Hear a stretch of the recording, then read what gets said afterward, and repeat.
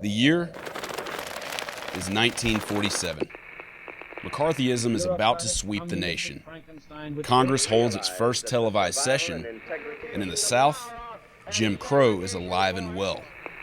But on April 15th, Jackie Robinson will break the baseball color barrier, playing in his first game for the Brooklyn Dodgers. More and more black athletes continue to join the league, and by 1959, they account for 17% of MLB rosters and provide the game with some of its biggest superstars, including Hank Aaron, Ernie Banks, and Willie Mays.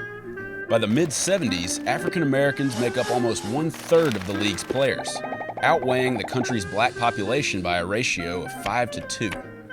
But over the last 40 years, Major League Baseball has seen a steady decline of black athletes, hitting a low of 8.1% in 2012. And so the question remains, why? There are a couple of explanations that may seem obvious.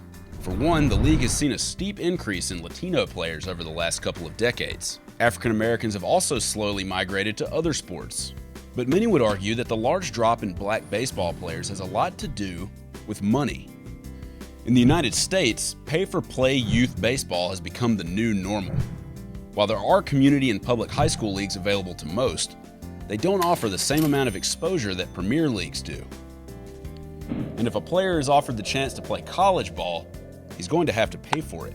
Under NCAA regulation, D1 football teams can give out 85 full scholarships for a 90 to 105-man roster. Basketball can give out 13 for a roster of about 15. For baseball's 35-man roster, a school is allowed to give out no more than 11.7 full scholarships, which are often divided among players.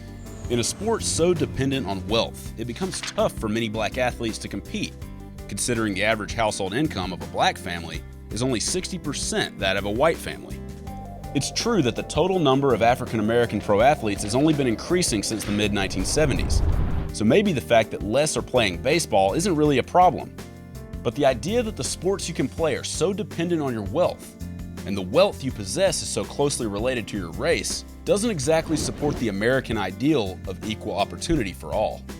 It may be that the sports we watch, and the people who participate in them, tell us more about our society than we'd like to admit. The main studio and our annex studio. This is so the talent can be more part of the show, and you can read the graphics better, and you can see the contrast, and again, let them tell a better